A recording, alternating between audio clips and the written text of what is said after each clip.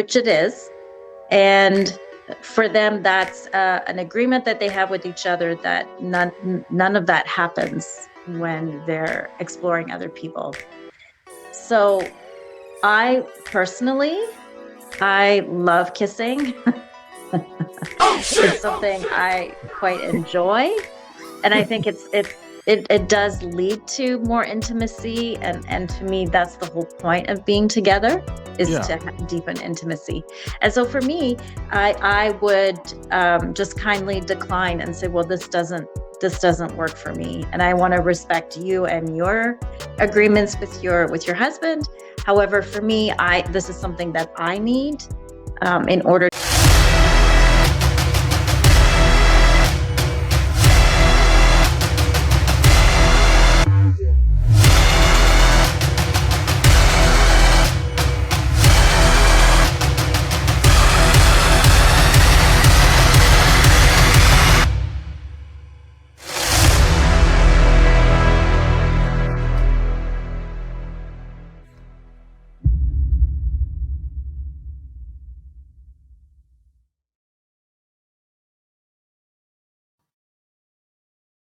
Welcome to another episode of the Love Can't Wait podcast. I'm your host, Sharp Game. So like and share this episode. So with that being said, any questions, any concerns, any guests you would like me to bring on, and if you want to reach out to me or connect with me, the easiest way to do that is to go to my Instagram, which can be found below in the show notes, or just send me an email at renegademoney@gmail.com. That's renegademoney@gmail.com, or just reach out to me on my Instagram, which can be found in the show notes or below this video. So with that being said, today I have another special guest, plus she's a returning guest. She's someone that I had on before. I've been following her on Twitter, known as X now, for some time. She's an intuitive guide and advocate for love and sexuality. She's a love coach. That's what I would call her. And she believed that your sexuality is your power. And she embodies that, and that's what she's all about. So my returning guest is Emme Fox. Welcome to the show.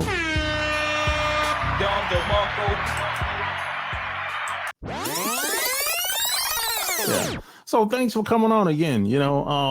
Like the last time, like I said, the first time we did this, it was a bad internet connection and everything. And it was like a 5-second delay. I hated that. But but it's cool. We good now. So yeah, I've been following you on Twitter, and like you're seems like you've been having a good time. You're having fun, That's good. I'm glad it's coming across as if I'm having a good time, because I am enjoying Twitter. I love Twitter. I love the people on Twitter, and I love the fact that the platform, like I said earlier, that allows me to express myself freely, and I really appreciate that about the platform. Yeah. So the first time you came on, that was like what? It was like almost 2 years ago? I believe so, yeah. Was it my first year on Twitter? Because February this month was my third year on Twitter. Yeah, I think that was 2 years. It doesn't seem like it. Yeah, I think it was 2 years. Because the first time, I was in Atlanta. I moved since. I moved. You have? Yeah, I moved to North Carolina. Oh, nice. Yeah, so that was 2 years ago. Yeah, that was during the pandemic times. Mm-hmm. That's right. Oh my God, that seems so far away now. Yeah, it doesn't seem like it, but it blew by fast. It did. Maybe that's a good thing. Yeah. What's happened for me since the the last time we were chatting together. So last time we were chatting together, I started actually working one-on-one with people, with helping them with embrace and embody their erotic sexual energy, and get connected to the wisdom of life. So that's been very exciting, very fulfilling. I am starting a podcast. I know we've been talking about it for a while. I have just recently hired a production team who's going to help me edit and produce the podcast. So I'm super excited about that. I think that aspect was a bit intimidating for me. Why? And not pleasurable. I have to be honest. Oh, well, you're talking about, I mean, why? Why do you say that? I don't know. It's just not my thing to spend, hours at a time at my computer and editing an interview. For me, I prefer this. I prefer the interview. I prefer asking questions, having conversations. And I'd rather give someone else who actually loves doing that kind of work and let them have that piece of it. So for me, it's just a no-brainer. If it's not pleasurable, then I would rather give someone else to do it. Oh, you're talking about the editing side. Yeah, absolutely.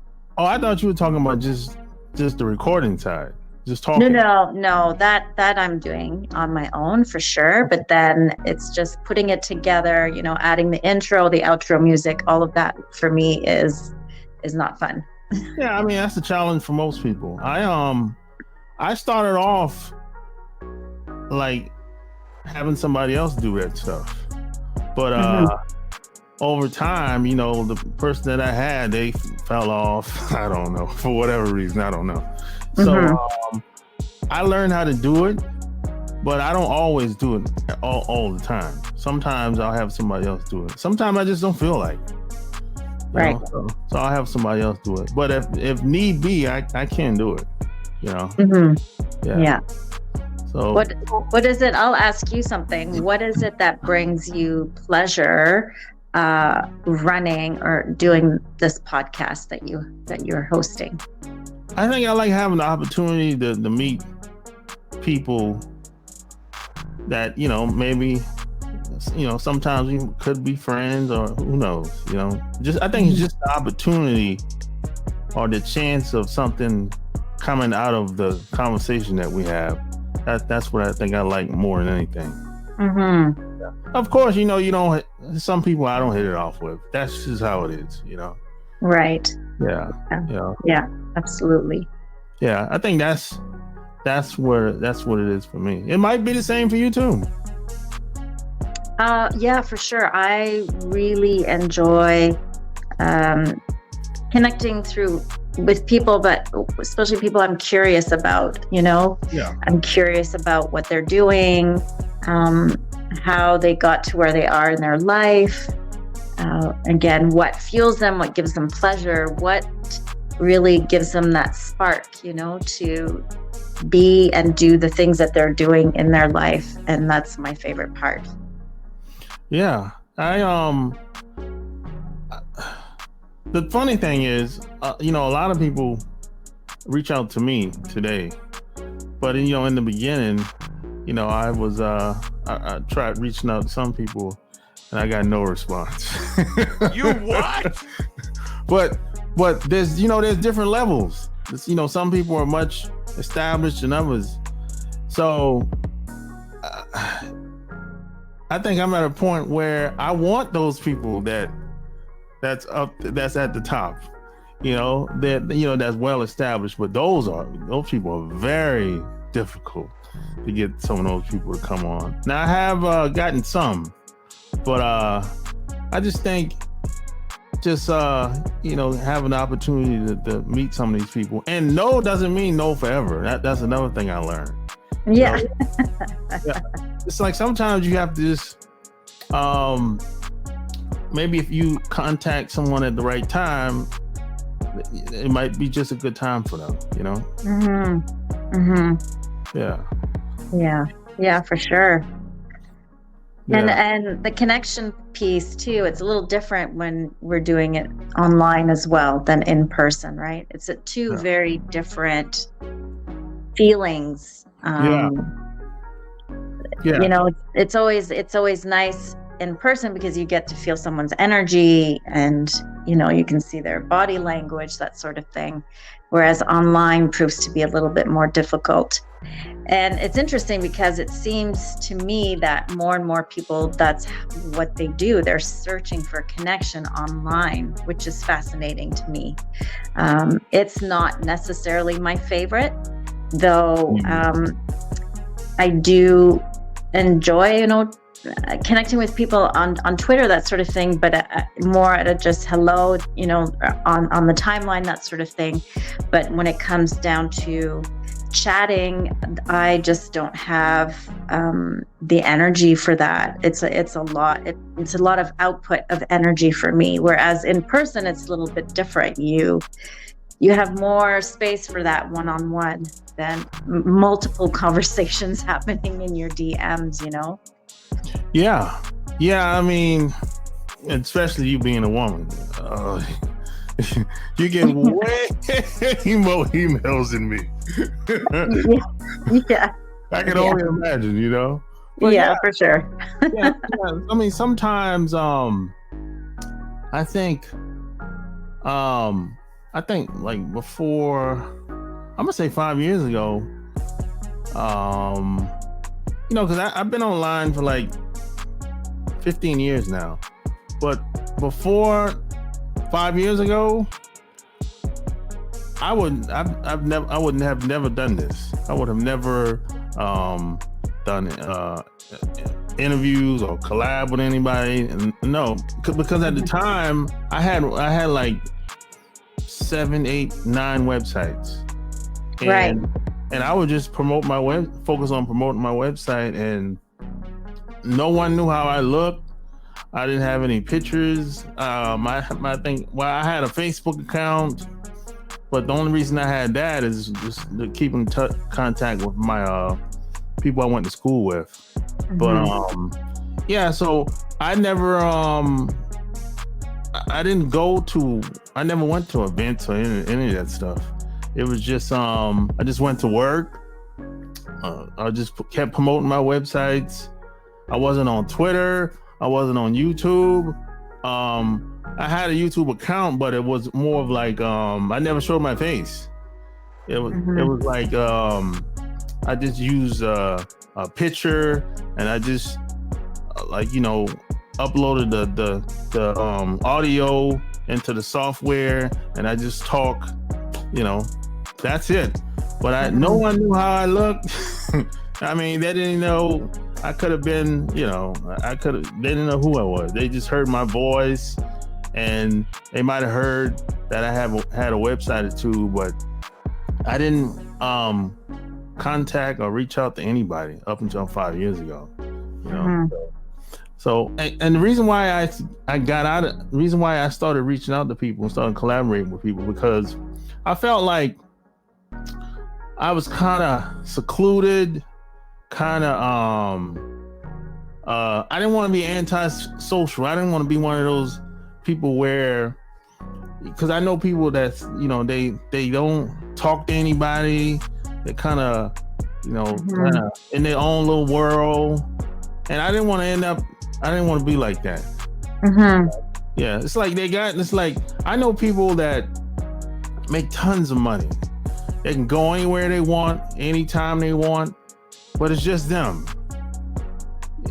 I didn't want to be like that, because you know, their friends gotta work. Their friends work 9 to 5 jobs. They can't go, so it's just them. Every time they take a trip, every time they, you know, do whatever, you know, they're by themselves all the time. They're like a loner, and I was like, I don't want to end up being like that, you know.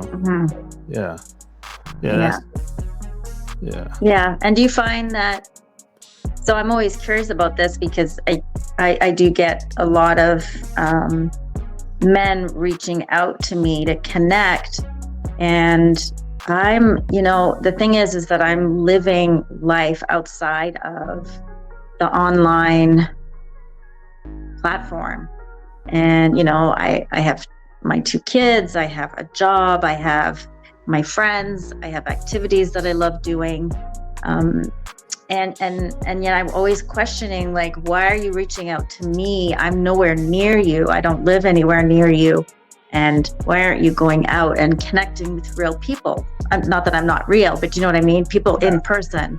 And I can understand that for some, it facilitates, it breaks down a little bit the social anxiety of connecting with a person, like in person. And that's a first good step. And I love to encourage people to go out and actually meet other people, whether it's through an activity you enjoy doing or just going to a coffee shop and striking up a conversation with someone. I think it's important to have that human to human connection. It's so important for our health and well-being, for our nervous system. That's how we co-regulate. How we relax the nervous system is when we're in conversation with another person or when we feel seen and heard. And I think that with the rising of social media, we've kind of lost that aspect, that intimacy of, looking into someone's eye and sharing something, a story of vulnerability about ourselves that we don't really have access on, just sharing a photo or that sort of thing, these small clips of little snippets of our day-to-day life. And so I find it fascinating that seems to be on the rise and that social one-on-one seems to decline. Like people they're the loneliest they've ever been. Is right now in this day and age. Yeah, we're more connected online than ever, but people are more disconnected than ever as well, which is that's right. It's weird. It's it is very strange, I went to a concert on Saturday evening with some girlfriends, and we're just dancing and listening to music, and I'm looking around, and there was a lot of younger people there, obviously, but they're happy, they're connecting. A lot of people would come up to us and start chatting. And you see people are really friendly. They really are. And if you open yourself up to that, you start to receive it, And I love those moments where I meet new people and we talk about something, or that to me is enlivening. That's what sparks the passion inside of me. Yeah, me too. Mm-hmm. How do you handle? Well, I'm not gonna say handle, but I guess how do you deal with when you meet somebody and maybe y'all clicked, right? Mm-hmm. But they have boundaries where it's like it makes it difficult to. How do I say it? It's difficult. Their boundaries, it makes it difficult for y'all to maintain a relationship. How do you deal with that? I'll give you an example. Okay. When I think I first met this woman, and she said, she said they were in an open relationship, right? So they're in an open relationship. She's married. They've been married for, I don't know, probably about 20 years. And I said, oh, okay. I ran into this before when I was younger. So it's like, okay, it's not that big of a deal to me, right? And I didn't, so now this is the thing that kind of, I'm not gonna say it turned me off, but she was like, well, one of our, because I asked her, what are the rules? What are your boundaries? Whatever, you know what I'm saying? Mm-hmm. And she said, no kissing above the shoulder, right? Mm-hmm. And, what's the other one? It was it was something else. She's and oh yeah, no hugs. So I'm like, okay, and no nothing personal. I'm like, so I said, hey, what do you mean when you say nothing personal? I said, no, they don't want to talk about well,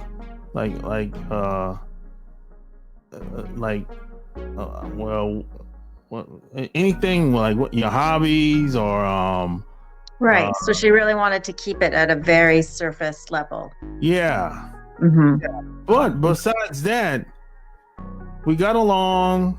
I mean, we still get along, but that hi have you ever had a situation with anybody like that? Yes. So I'm assuming you're open, right? You're a non-monogamous person. Is this correct? Yeah. So is this person. Yeah. With their marriage. Okay. So I have come across couples where the rule is that there's no kissing for them in their relationship. That is something that's very intimate to do, which it is. And for them, that's an agreement that they have with each other that none of that happens when they're exploring other people.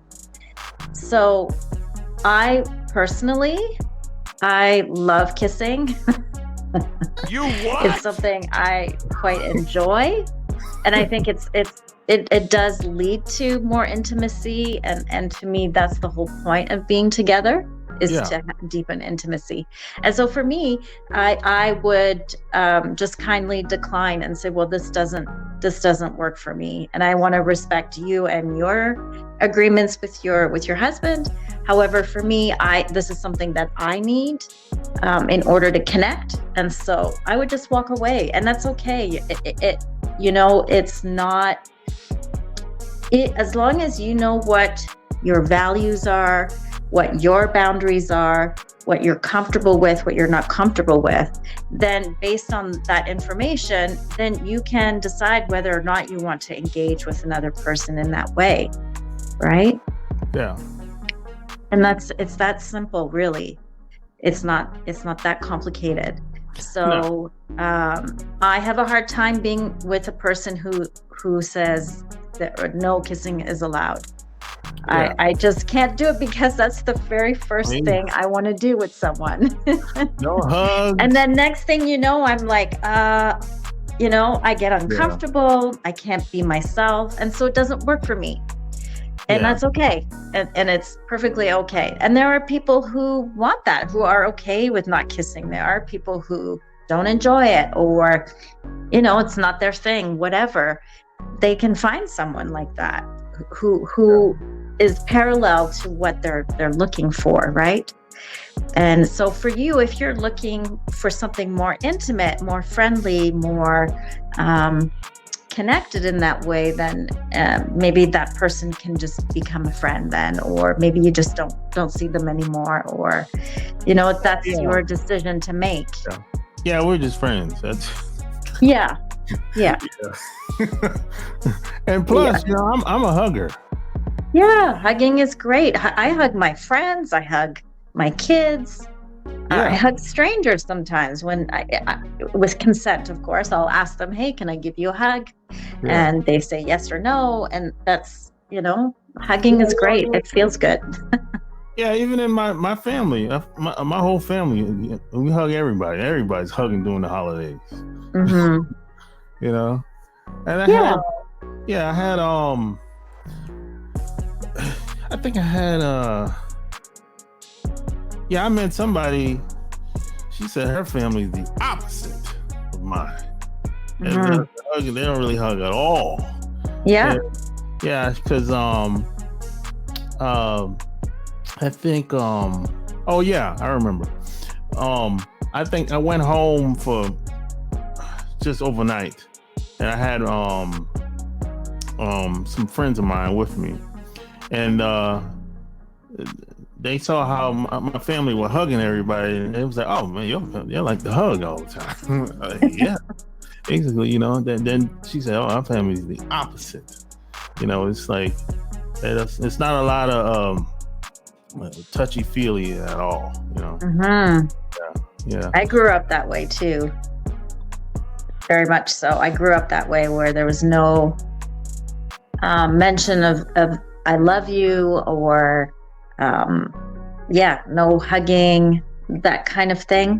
Mm-hmm. And I rarely saw my parents kiss each other or be affectionate with each other physically.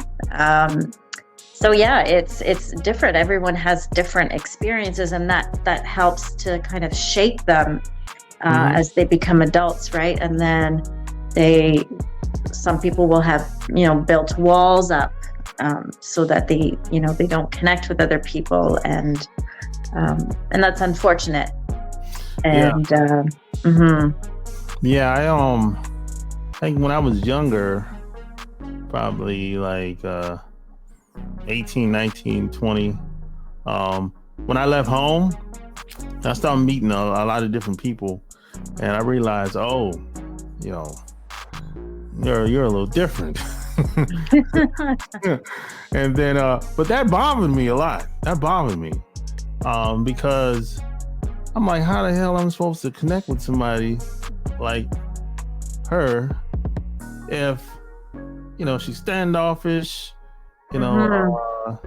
certain things she don't like, certain things are off limits, as far as conversation. And I'm like, but as I got older, I said, hey, some people are just like that, Yeah. And everybody's just not for everybody, That's the thing. But that's the beauty of life too, is that there's so many different ways of being, different ways of connecting, different people. And if we were all the same, that would not be interesting at all. You don't think so? I don't think so. No. If you look at nature, the way nature's made, there's different types of trees, different types of mushrooms, different types of birds, and that's fascinating. And it's beautiful. And life has a way of expressing itself in so many different ways, and through different people, in different ways through different people as well. So it just means that maybe you don't connect to that person, but you can still just respect and be compassionate and understanding of that person. There are a lot of people who have been hurt, who have been abused, and to open themselves up is a risk. And it's how they've learned to protect themselves, sadly, and to unwind that and unravel that takes a bit of time and energy and effort and courage. And that's I know that because I went through that as well. So we have to be patient sometimes with people, or we don't, or you just move on, and that's just not the person for you, right? Yep. Mm-hmm. Yeah, I've met people like that. People. I think almost everybody I've met, something. I'm not gonna say something bad happened to them, but something happened to them where they didn't forget. They never forgot about it. Yeah, almost everybody I met, something happened. They never forgot about it. Yeah. I mean, I've just recently became a grandmother, and I have a little granddaughter, and she's 4 months old. What's the date today? Are we the 19th? She'll be 4 months. Yeah, she'll be 4 months old tomorrow. And right now she only knows love. Both her parents are caring for her, give her attention, they feed her, they clothe her, they put her to sleep, she has shelter. And for her, that's all she knows. I am loved. I am worthy of this life. And we all started like that. And it wasn't until we got older And then we started to, maybe we were in a family where it wasn't safe to be ourselves. And then that part of us that felt safe, that felt loved, then it had to protect itself. I have to change in order for me to feel safe in this environment, in order for me to be accepted as I am in this environment. And we've all been through that, you know, in some way, shape, or form, some more than others, some more dramatically than others, and traumatic than others. And so to go back to that, to offer trust to someone that maybe you just met, because in order to receive trust, you have to give out trust first. You have to trust that this person in front of you is not going to hurt you, is not going to harm you, right? And that takes a lot of courage, and it takes a lot of risk, especially if most of your life you've kept your heart closed and vulnerable and closed and very close to yourself, right? Yeah. And school don't help.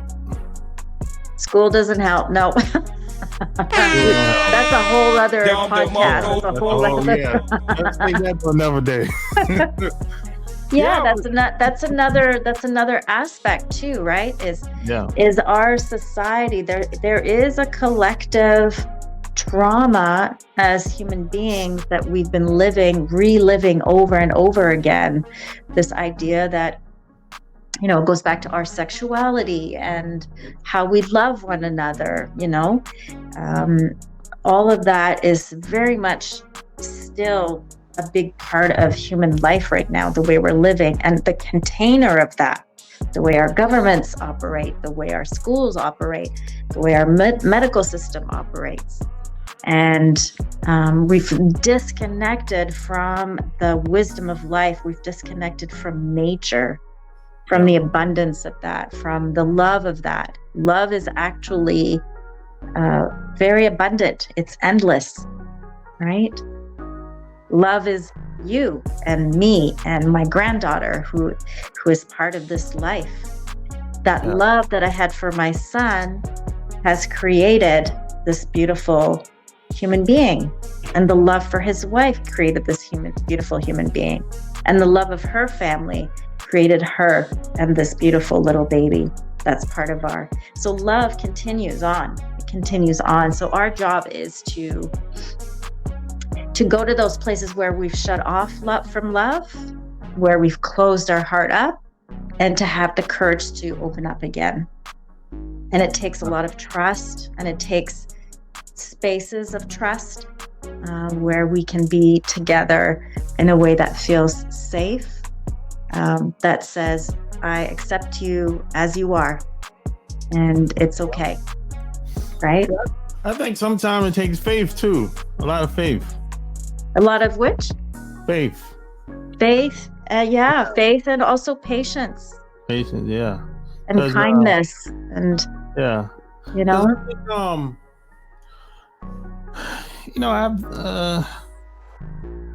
I've met some people in my 20s, even in my 30s. I know I should have never been around them. I know I should have never been around them, but they didn't have bad intentions, though. I could tell. Right? And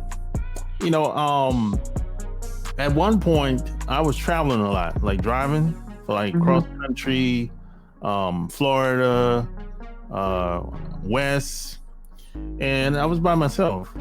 And this is when I first got out the Navy.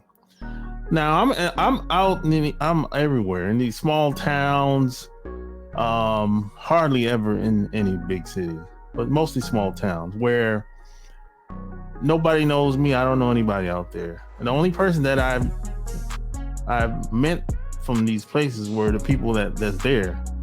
So if things went bad, I'm on my own. So what used to happen is people that I used to know they used to call and check up on me every once in a while. Hey, you okay, man? Where you at? I know you traveling out there by yourself, you know, and you know, but that's what I mean when I say it takes a lot of faith, courage, trust. You know, I don't know anyone in these towns. I'm in Florida. Yeah. You know, South Carolina, Georgia, Texas. I'm like, you know, I'm from South Carolina, and I'm all the way in like South Florida. I don't know anybody in South Florida. It's just this person that I might have met them at an event, at the airport, at a hotel, and I just called them and we just chit chat. And one day we just decided to meet up. So either they came to see me or I drove to see them. You know, that takes a lot of courage. Oh, it does. It does. It also takes a lot of gut instinct, I feel. Yeah. You know, listening to your gut. Yeah. Does this feel good in my body when I talk to this person? Or is there a little nagging voice, a little voice at the back of my head that's going, oh yeah, be careful, you know? Yeah. Oh yeah. There's been at least 3 or 4 times where, you know, I was talking to this person or even texting this person and something just wasn't right. I didn't know what it was, but I just knew something wasn't right. So I was like, no, I'm not going. Good for you. Yeah. Like you don't even have to have a reason. As soon as you feel that. Yeah. You know, that's you listening to life. You like life gave you a gift. It said, you said, hey, something's off here. Yeah. Yeah. Right. Yeah. Every time I went against my gut instincts, I've gotten burned every time. Yeah. Yeah, and I was like, and then when things went bad or maybe something happened that I didn't necessarily like, I'm like, I knew it. Yeah. And yet you went for it, but that maybe there was a gift under that too. I'm sure you learned something. Yeah. About that experience, right? Yeah. Yeah, it was always a lesson there, you know. There's always lessons in life. Yeah. And sometimes certain lessons take us down onto our knees, and you know, and you just have to go there. And other times they're a little kick in the pants, and they go, whoop, you're off track, and you have to go keep going in the other direction, you know. Yeah. Yeah.